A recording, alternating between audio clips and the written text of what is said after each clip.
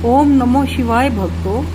श्रावण मास में आज हम श्रावण महात्म कथा के पहले और दूसरे अध्याय की कथा का श्रवण करेंगे। एक समय की बात है, सूत जी शौनक तथा अन्य ऋषिगणों की सभा में पधारे। सूत जी ने उन्हें आदरपूर्वक प्रणाम किया और ऋषिगणों ने उन्हें बैठने के लिए उच्च आसन दिया। उनके बैठने के बाद मुनि श्रेष्ठ शौनक जी ने सूत जी से पूछा, हे प्रभु, हम सब मुनियों की इच्छा हो रही है कि आप हमें कोई ऐसी कथा सुनाएं जिसे सुनकर हम सब तृप्त हो जाएं। शौनक जी का आग्रह सुनकर सूत जी बड़े प्रेमपूर्ण शब्दों में बोले कि श्रोताओं में 12 गुण होने चाहिए। श्रोता दम्भ रहित, आस्तिक बुद्धि, शठता रहित, परमात्मा में भक्ति, भगवत चर्चा सुनने की तीव्र इच्छा, नम्रता, ब्राह्मण भक्ति, सुशील स्वभाव, धैर्यवान, पवित्र, तपस्वी तथा दोषारोपण रहित हो। ये 12 गुण श्रोता में होने चाहिए। ये सब गुण आप सज्जनों में विद्यमान हैं, इसलिए मैं प्रसन्नतापूर्वक आपको तत्व की बात सुनाता हूँ। एक बार ब्रह्मपुत्र सनत कुमार ने भगवान शिव से पूछा, हे महादेव, हमारे हृदय में ऐसे मास के महत्तम को सुनने की इच्छा हो रही है जो सब मासों में श्रेष्ठ हो और आपको प्रिय हो। उस मास में कर्मों के करने के अनंत फल की प्राप्ति हो। संसार के कल्याण के लिए ऐसे मास के सभी धर्मों का वर्णन विस्तार पूर्वक बताने की कृपा करें। भगवान शिव ने शरद कुमारों की इच्छा जानकर कहा, वर्ष के 12 महीनों में श्रावण मास मुझे सबसे अधिक प्रिय है। पूर्णिमा को श्रावण नक्षत्र का योग हो जाने से इस मास का नाम श्रावण पड़ा है। श्रावण मास में सिद्धि प्राप्त करने के कारण इस मास का नाम श्रावण पड़ा।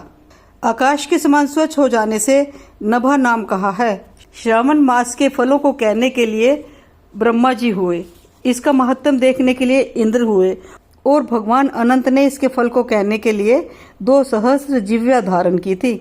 इसलिए श्रावण मास के धर्मों की गणना करने के लिए पृथ्वी पर किसी में भी सामर्थ्य नहीं है।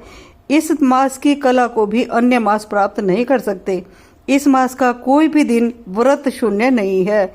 इस मास की सब तिथियां व्रत वाली हैं। सनत कुमार बोले, हे महादेव, आपने अभी बताया कि इस मास की प्रत्येक तिथि व्रत वाली है, अतः आप मुझे बताइए कि किस तिथि में कौन सा व्रत रखा जाता है, उस व्रत का अधिकारी कौन है, उसका फल क्या मिलता है तथा उस व्रत को करने की विधि क्या है, किसने इस व्रत को किया, उसकी उद्यापन विधि क्या है, उसका देवता कौन है, पूज्य कौन है, पूजन सामग्री क्या है, प्रधान पूजा किसकी करनी है, जागरण विधि क्या है, किस व्रत का क्या समय है।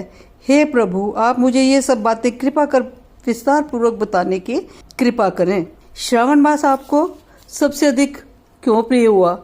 इस मास को पवित्रतम किस कारण से कहा जाता है? इस मास में कौन अवतार उत्तम माना गया है? इस मास में कौन सा अनुष्ठान करने योग्य माना गया है? हे प्रभु, आप सब प्राणियों के लाभार्थ ये सब मुझसे कहें। रविवार से शनिवार तक जो व्रत आदि किए जाते हैं वह कृपा कर बताने का कष्ट करें। आप सब देवताओं में बड़े होने के कारण महादेव कहलाते हैं।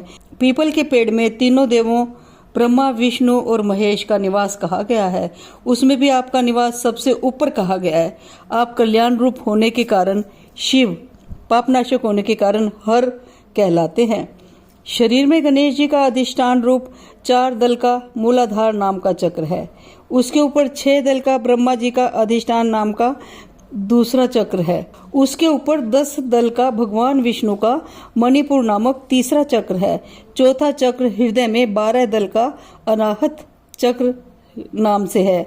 इस चौथे चक्र में आपकी स्थिति कही गई है। आपका निवास सबसे ऊपर होने के कारण आपको मुख्यतः कहा गया है। इसलिए आपका पूजन करने से पंचायतन का पूजन हो जाता है। अन्न को ब्रह्म में कहा गया है। भगवान विष्णु जल रूप कहे गए हैं।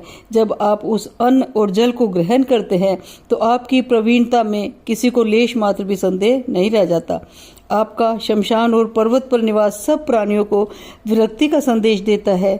आपके यश का वर्णन करना वाणी से परे की बात है। ओम नमो शिवाय। फिर भगवान शंकर सनत कुमार जी से बोले, हे ब्रह्मा पुत्र, आप नम्र हैं, आप श्रद्धालु हैं, समस्त 12 गुणों से युक्त श्रोता हैं। आपने श्रावण मास के बारे में जो पूछा है तथा जो पूछने से रह गया है वह सब मैं आपको विस्तार पूर्वक बताता हूँ।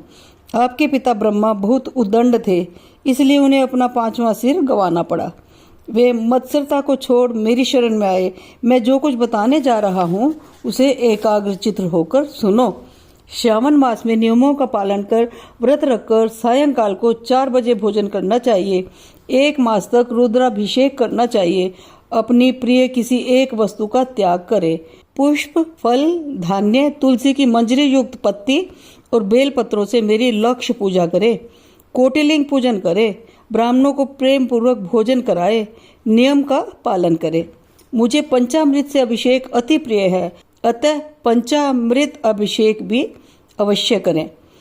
इस मास में किया जाने वाला कृत्य अनंत फल देने वाला है। इस मास में भूमि पर शयन करना चाहिए, ब्रह्मचर्य का पालन करना चाहिए, सत्य बोलना चाहिए, पत्तल में भोजन करे, प्रातःकाल स्नान ध्यान करे, इंद्रियों को वश में रखना चाहिए, एकाग्र मन से प्रतिदिन मेरी पूजा करे। इस महीने में मंत्रों का पुरश्रवण भी उत्तम सिद्ध देने वाला है।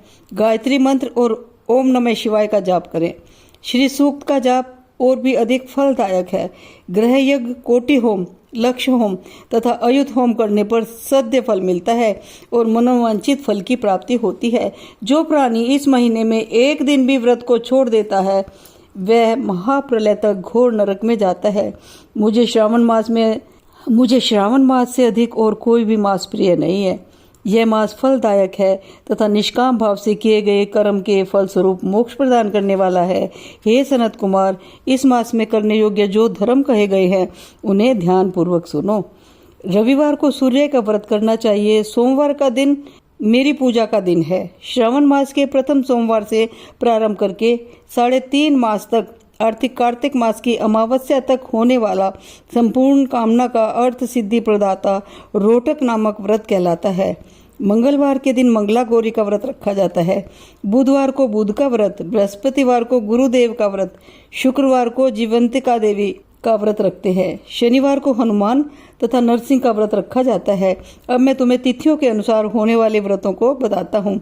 श्रावण मास के शुक्ल पक्ष की द्वितीय तिथि को औदुंबर नाम का व्रत होता है। शुक्ल पक्ष की तृतीया को गौरी का व्रत होता है। श्रावण शुक्ल चतुर्थी को दूर्वा गणपति नामक व्रत होता है। इसे विनायक चतुर्थी व्रत या गणेश चौथ का व्रत भी कहते हैं। श्रावण शुक्ल पंचमी को नाग पूजन का व्रत होता है। श्रावण शुक्ल षष्ठी के दिन सुपोदन व्रत रखा जाता है। श्रावण शुक्ल सप्तमी को शीतला देवी का व्रत रखा जाता है। अष्टमी और चतुर्दशी तिथि में देवी का पवित्रारोपण करना चाहिए। श्रावण मास की कृष्ण तथा शुक्ल पक्ष की नवमी को नक्त व्रत का विधान है। शुक्ल पक्ष दशमी को आशा नामक व्रत किया जाता है। कोई कोई मनुष्य श्रावण मास की दोनों पक्षों शुक्ल और कृष्ण पक्ष की एकादशी को आशा व्रत करते हैं। श्रावण शुक्ल पक्ष की द्वादशी को भगवान विष्णु का पवित्रारोपण करना कहा गया है। इसलिए इस तिथि को भगवान हरि का श्रीधर नाम से अर्चन उत्तम गति प्रदान कराता है। श्रावण शुक्ल पक्ष पूर्णिमा को उत्सर्जन, उपाकर्म, सभादीप, रक्षाबंधन, श्रावणी कर्म, सर्प बलि तथा हयग्रीव जयंती मनाई जाती है। हयग्रीव नामक भगवान विष्णु का अवतार माना गया है। उपरोक्त 7 व्रत श्रावण पूर्णिमा को मनाए जाते हैं। श्रावण कृष्ण चतुर्थी को संकट चतुर्थी, जिसे आम भाषा में संकट चौथ कहते हैं, तथा कृष्ण पक्ष की पंचमी को मानव कल्पादि व्रत रखा जाता है। श्रावण मास की अमावस्या को पिठोरा व्रत का विधान है। इस दिन कुशोत्पादन करें और वृषभों का पूजन करें। श्रावण शुक्ल पक्ष की प्रथमा से लेकर समस्त तिथियों के अलग अलग देवी देवता हैं। प्रतिपदा के दिन अग्नि, द्वितीया के ब्रह्मा, तृतीय तिथि की गौरी, चतुर्थी तिथि के गणेश, पंचमी तिथि के नाग, षष्ठी तिथि के स्कंद, सप्तमी तिथि के सूर्य, अष्टमी तिथि के भगवान शिव, नवमी तिथि की दुर्गा, दशमी तिथि के यम, एकादशी तिथि के विष्णुदेव स्वामी हैं। द्वादशी तिथि के श्री हरि, त्रयोदशी तिथि के कामदेव, चतुर्दशी तिथि के शिव और पूर्णिमा के स्वामी चंद्रमा हैं। अमावस्या के स्वामी पितृ हैं। जिस देव की जो तिथि है उस तिथि को उस देवता की पूजा अर्चना करनी चाहिए। इस श्रावण मास में प्रायः अगस्त्य नक्षत्र का उदय होता है। सिंह राशि पर सूर्य के संक्रमण के दिन से 12 अंश 40 घड़ी बीत जाने पर अगस्त्य नक्षत्र का उदय होता है। अगस्त्य ऋषि को 7 दिन पहले से ही अर्घ्य देना शुरू कर दें। 12 महीनों में सूर्य भगवान अलग अलग नाम से प्रज्वलित होते हैं। श्रावण मास में गर्भास्थ नाम से प्रज्वलित होते हैं, इसलिए श्रावण मास में भक्ति पूर्वक सूर्य देव का पूजन करना चाहिए। श्रावण मास में साग का त्याग करना चाहिए। भाद्रपद मास में दही, आश्विन मास में दूध और कार्तिक मास में दाल का त्याग करना चाहिए। यदि कोई भक्त यह संपूर्ण विधान करने में समर्थ हो तो उसे सभी मनोवांछित फलों की प्राप्ति होती है। हे मुनि श्रेष्ठ, इस श्रावण मास में मनाए जाने वाले व्रत और धर्मों का सविस्तार रूप से वर्णन करना कई 100 वर्षों में भी पूरा नहीं हो सकता। भक्त जन मेरे या श्री हरि के प्रीत्यार्थ संपूर्ण व्रत करें। मेरे और श्री हरि में कोई भेद नहीं है। मेरे भक्त श्री हरि को प्रिय हैं और श्री हरि के भक्त मुझे प्रिय हैं। जो प्राणी इसमें भेदभाव की कल्पना करते हैं या करेंगे वे नरकगामी होते हैं। हे सनत कुमार, आप श्रावण मास में धर्म पालन करें। ओम नमो शिवाय।